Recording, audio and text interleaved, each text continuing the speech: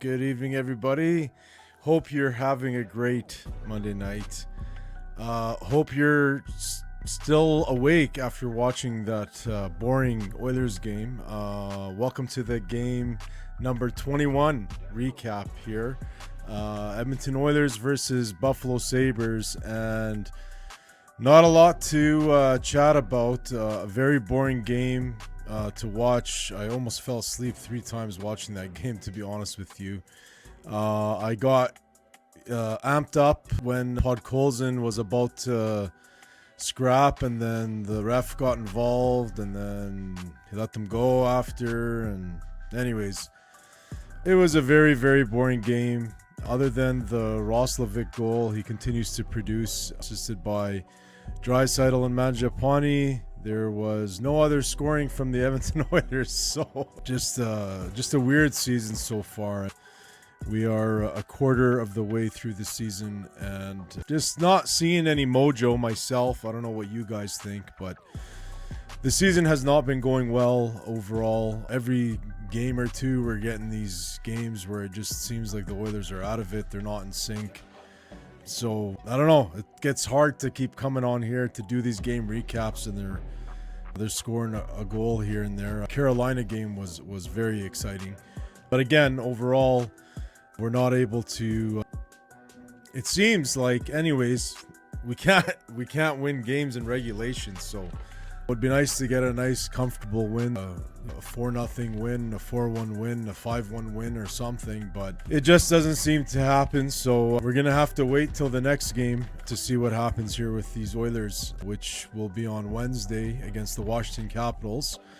That's it. I don't know what else to say, really. It's just more of the same. The biggest thing that gets me is you have a guy like Savoie who just seems to be showing blazing speed and energy every night. He's so talented. As a fan, I'd like to see more of him. As Chris Knoblauch, I don't know how you're not involving him in the first unit power play, but these decisions baffle me just as much as they probably baffle you. So I'm not gonna talk about it anymore. I'm just gonna go straight to Twitter and see what the Oilers faithful are saying about tonight's game, and we'll share that with you. So let's head on over to X here and see what everybody's saying. So first one here from Brad Louder at OilFan in Cowtown. It's amazing watching a goalie that's actually squared the puck make easy looking saves. Wish the Oilers had that. I'm not gonna, again, Skinner made some good saves. He kept them in there, got away in the third period, but it's not all on him. There's a lot to blame on the Edmonton Oilers defense. They're just not in sync. They still don't clear the crease for Skinner, and they're constantly pinching. And a lot of the times when they make those pinches, it's pretty glaring when it's Bouchard and Nurse especially. If there's a hiccup there with that pinch, it goes the other way, and usually it finds the back of the net. So I don't know why they keep pinching so much, but it's really starting to affect these games and getting them W's. So like I said, I agree with you, Brad. It'd be nice to have a goalie that can steal you a game here and there, but I don't know if I'm going to put this one all on Stuart Skinner. The entire team today just was out of sync. That's the best way I could put it. Next one from the Oilers themselves. Knoblauch after the game, after falling 5-1 to the Buffalo Sabres. Let's hear what he has to say. Coach, game's 1-1, and then what did you see happen after that in favor of Buffalo? I think I thought we got off to a pretty good start. I thought there was good chances and energy. And then after their power play goal, I thought we let up a little bit just with confidence or emotion. We just didn't have the same jump as we had starting the game. And after obvious. that, I thought Buffalo played with that emotion, that speed, and were the better team the second half of the game. You've kind of discussed defensively what you've seen in your own zone. What did you see tonight, and is it a similar pattern that maybe you've witnessed in other defeats? No, I don't think it's been the same. That was a little bit different tonight. You know, usually we've been giving up a lot of chances off the rush. Tonight that wasn't the case. I thought we did a pretty good job on that. Defensive zone, they had us running around, and just whether we're getting beat to the net or maybe even a couple times, certainly on one of the goals I can remember, is just not being aggressive enough, where we're so tight in the middle that just letting them walk around, where we got to be a little more assertive there. Then yeah, that's unfortunately I'm not seeing a pattern. Chris, what comes to mind when you hear that your team's record away from home ice is 4-7-2 so far? You know, we're always disappointed after any loss, and we've always got expectations that we can be better, and yeah, we want to you know, work on things like whatever it's our breakout, our ozone play. You know, there's a lot of things that we can get better. We can make our team harder to play against. And right now, I don't know, I think we're a lot of things to clean up. Not the first time we've talked about Jack Ross. 21 games into the season. Let's go. Is his sort of ability to continue to play at a certain level and maybe even get better every game impressed you, considering he didn't have a training camp? Yeah, we've been very fortunate to have Jack on our team, and he's been providing a lot.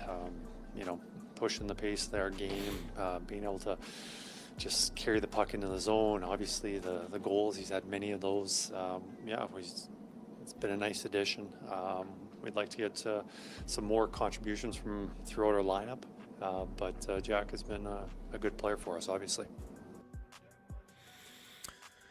Well, there you have it from Coach Knoblauch. Just this guy, he's just so calm. Honestly, he's just amazingly calm all the time when he talks, which is probably a good thing dealing with us Oiler fans. But when things are not going good, you'd definitely like to see some more emotion, especially during the game from behind the bench. But we'll see if that transpires later on this season. Next one from Tyler DT.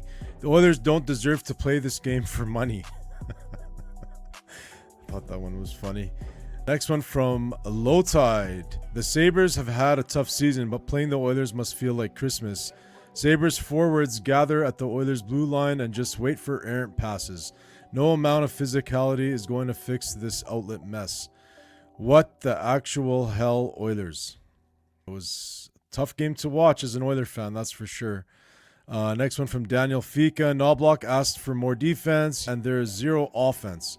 He continues to play nurse all the time. No accountability from this puppet. Fire the coach. A lot of Oiler fans upset with Knoblauch's decisions. Next one from DC. After this game, Knoblauch makes the Oilers boring as shit to watch. Time to watch Raw instead. So if you're choosing to watch Raw now that it's on Netflix, you can watch it at any time. That's pretty bad. The Oilers must be having a pretty bad game. And he added hashtag fire Knoblauch. So here we go with the hashtags now. For the coaching, it's just been so many coaches over the years, it's just ridiculous. Next one from Alan Smithy at Oiler Under Country. I'm saying it, Frederick will turn out to be the Oilers' most recent big mistake for 8 years and will wind up on waivers in less than 3 years. He didn't have a good game today. He hasn't been playing well. Talk about it with friends, and some people say he still has a nagging injury, and it's like, man, we're 21 games into the season. If your injury's that bad, you shouldn't be playing. That's my opinion. Get better. We can replace you with someone else till you get better, but I don't know if he's injured anymore. I just think he's just not having any chemistry whatsoever, no matter where the coach puts him. Next one from, don't forget, he did get first line minutes at the beginning of the year as well. Next one from Sean at Oilers fan Sean. Once again, the Edmonton Oilers require 5 goals to win a game because of goaltending. This is a goddamn disaster of a franchise. The coach should be fired. The GM should be fired. Cat should be forced to sell the team. Unreal response by men making a combined $90 million. Sean's upset. Next one from Vince. Stan Bowman should be fired for this team he built. Yeah, we gave him the mulligan on the Broberg-Holloway contracts. Yeah, really hasn't done too much in my opinion. In Roslovic was great, but that was like at the beginning. That was like first game he brought him in. In that, the offseason was pretty quiet in my opinion. Mangiapane is great, but we need way more than that. Next one from at Draisaitl with 2 I's and 2 L's. I miss when the Oilers could score multiple goals. I miss when the Oilers had fun and won games. I do too. Next one from Jesse Corville Lynch. Trading Darnell Nurse solves every issue the Edmonton Oilers have. I mean, this video could be 3 hours long about me complaining about Darnell Nurse. His contract's untradeable, movable. So, I mean, the only way you're getting rid of Nurse is by getting rid of one of our big boys, which ain't happening. So we are stuck with him till 29-30. Next one from Abba Oil. Oilers played like absolute hot garbage tonight. I've said this way too many times already this season. We have a problem. Look at the picture. That's hilarious. Yeah, that's kind of all Oiler fans feel like after watching that Buffalo game. There it is right there. Next one from OAD. The Oilers need to ride, giving Matt Savoie a chance if wanting wins. And again, yeah, I feel the same way.